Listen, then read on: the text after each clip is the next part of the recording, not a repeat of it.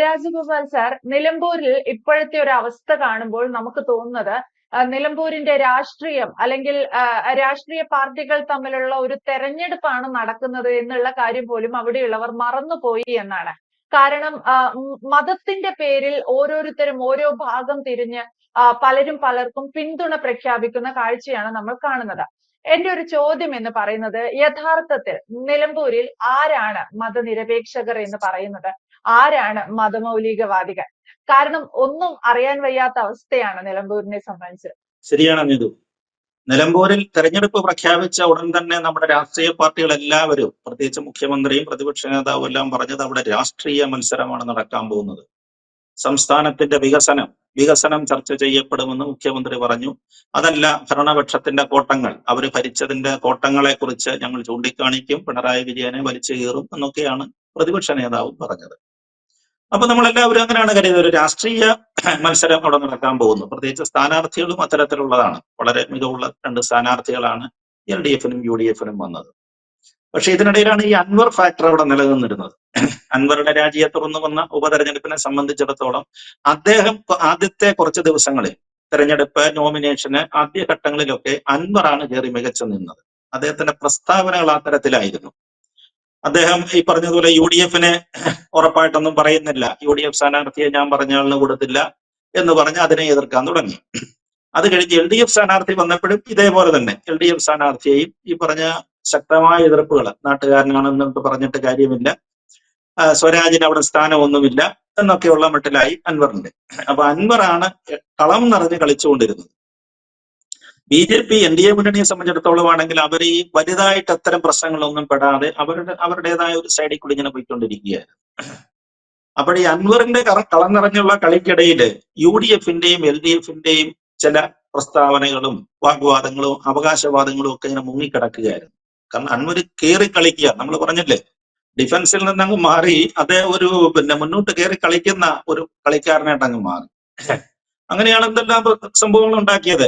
UDF-ന്റെ ശരിക്കും വെട്ടിലാക്കുന്ന രാഹുൽ മാങ്കൂട്ടത്തില് രാത്രിയില് അർദ്ധരാത്രിക്ക് പെട്ടെന്ന് കിടക്കപ്പായത് ചാടി എഴുന്നേറ്റ് ഓടി അൻവറിന്റെ വീട്ടിലേക്ക് ചെന്നിട്ട് അദ്ദേഹത്തോട് എന്തൊക്കെയോ പറയുന്നു. അദ്ദേഹം തിരിച്ചു വന്ന ശേഷം പിറ്റേന്ന് അൻവർ പറയുന്നത്, എനിക്ക് ആഭ്യന്തരമന്ത്രി സ്ഥാനം വേണം, എന്റെ പാർട്ടിയിൽപ്പെട്ടവർക്ക് 3-4 സീറ്റുകൾ വേണം എന്നൊക്കെയുള്ള ജൽപ്പനങ്ങളാണ് അൻവറുടെ ഭാഗത്ത് നമ്മൾ കേട്ടത്. ജൽപ്പനമെന്ന് അതിനെ പറയാൻ പറ്റുള്ളൂ. അപ്പൊ രാഹുൽ പോയി ഇതൊക്കെ പറയാൻ വേണ്ടിയിട്ടായിരുന്നു? അൻവറിന് മുഖ്യമന്ത്രി സ്ഥാനം, ആഭ്യന്തരമന്ത്രി സ്ഥാനം കൊടുക്കാൻ വേണ്ടിയാണോ പോയത്? അല്ലെ കോൺഗ്രസ്സുകാർ അത്തരത്തിൽ വല്ല വാഗ്ദാനങ്ങൾ അദ്ദേഹത്തിന് കൊടുത്തിരുന്നു? എന്തായാലും കൊള്ളാം, ഈ മാതിരിയുള്ള പ്രസ്താവനകൾ കൊണ്ട് അൻവർ കളം നിറഞ്ഞു കളിക്കുകയായിരുന്നു. അതിനിടയിലാണ് പെട്ടെന്ന് 3 ദിവസമായിട്ട് നിലമ്പൂരിലെ ചിത്രമാകെ മാറിപ്പോയി. അവിടെ ഇപ്പൊ രാഷ്ട്രീയമില്ല. അവിടെ ഇപ്പൊ LDF എന്നോ UDF എന്നോ ഒന്നും അല്ല അവിടെ കേൾക്കുന്നത്. അവിടെ നമ്മൾ കാണുന്നത് മതസംഘടനകളുടെയും അവരുടെ രാഷ്ട്രീയ പാർട്ടികളുടെ നേതാക്കന്മാരുടെയും ചിത്രങ്ങളും അവരുടെ പ്രസ്താവനകളുമാണ് കാണുന്നത്. ഇന്നലെ വരെ മതമൗലികവാദികൾ, മതരാഷ്ട്രവാദികൾ എന്നൊക്കെ പറഞ്ഞ ആളുകളെ ഇതാ ഒരു സംഘം UDF-ന്റെ സംഘം എടുത്ത് അവരുടെ തോളയിൽ വെച്ചിരിക്കുന്നു.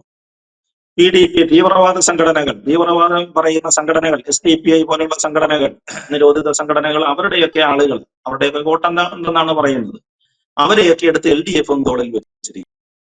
അപ്പൊ ഈ മൗലികവാദികളും മതേതരവാദികളും ഏതാണെന്ന് തിരിച്ചറിയാൻ വയ്യാത്ത ഒരവസ്ഥയിലേക്ക് കാര്യങ്ങൾ കൊണ്ടെന്ന് എത്തിച്ചിരിക്കുകയാണ്. ഇതുവരെ 3 ദിവസം മുമ്പ് UDF പറഞ്ഞല്ല, BJP ആണ് ഇന്ത്യയിലെ ഏറ്റവും മതമൗലികവാദികളും വർഗീയ, അവരാണ് ഇതിന് നിൽക്കുന്നത്. മതങ്ങളുടെ പേരിൽ രാജ്യത്തെ കുറിച്ച് പ്രശ്നം ഉണ്ടാക്കുന്നതെല്ലാം BJP ആണ്.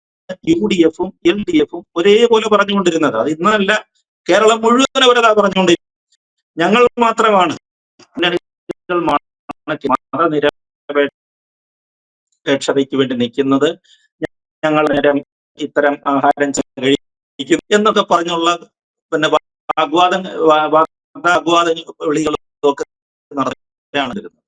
പക്ഷെ എനിക്ക് എപ്പോഴും ഒരുപാട് തങ്ങളുണ്ട്,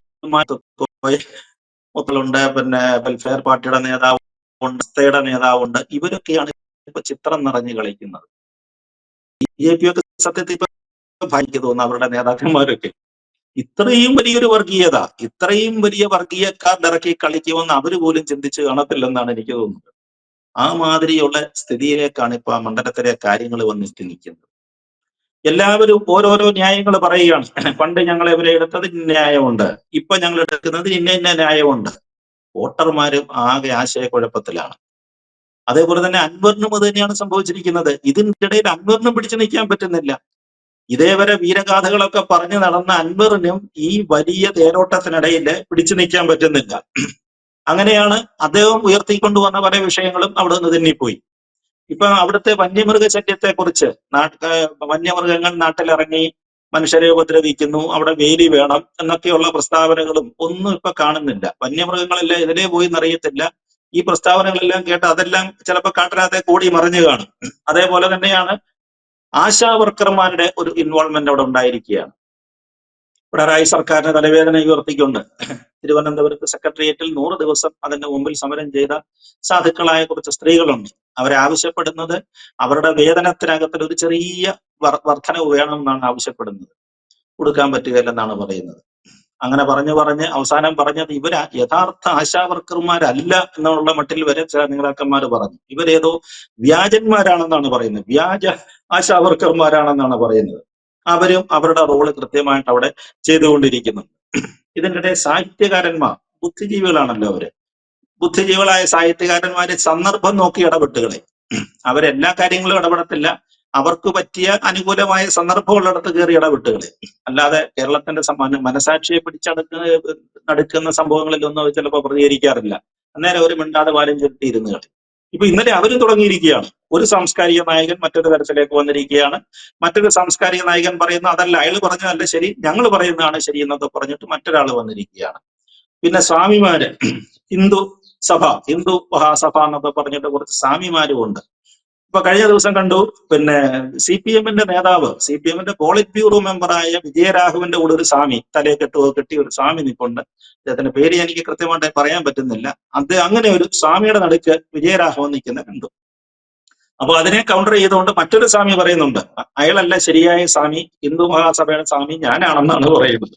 ഇവർക്കൊക്കെ എത്ര വോട്ടുണ്ട്, ഇവരെല്ലാം എന്തെല്ലാമാണ് എന്നൊന്നും നമുക്ക് പറയാൻ അറിഞ്ഞുകൂടാ. പക്ഷെ എല്ലാവരും അവകാശപ്പെടുകയാണ്. ചുരുക്കത്തില് രാഷ്ട്രീയം മാറി, നിലമ്പൂരിൽ രാഷ്ട്രീയം മാറി, രാഷ്ട്രീയം ചർച്ച ചെയ്യപ്പെടുന്നില്ല. വർഗീയത, മതനിരപേക്ഷത എന്നും പറഞ്ഞ് ഇനിയും കേരളത്തിലെ ജനങ്ങളെ നിങ്ങൾ പറ്റിക്കരുത്. കാരണം രണ്ട് മുന്നണികളെ ഇല്ല ജീവൻ തോണും ചവനപ്രാശവും ഒക്കെ കഴിച്ചതുപോലെ രണ്ട് മുന്നണികളും അങ്ങനെ തടിച്ചു കൊഴുക്കുകയാണ്. അവര് തോളയിലും തലയിലും കക്ഷത്തിലും ഒക്കെ എടുത്തു വെച്ചിരിക്കുകയാണ് വർഗീയ കക്ഷികളെ. അതുകൊണ്ട് BJP-ക്കാർ തൽക്കാലം രക്ഷപ്പെട്ടു. ഇനി അവരുടെ പേരിൽ ഇത്തരത്തിലുള്ള ആരോപണങ്ങളൊന്നും വലുതായിട്ട് ഉന്നയിക്കത്തില്ലെന്നാണ് നമുക്ക് തോന്നുന്നത്.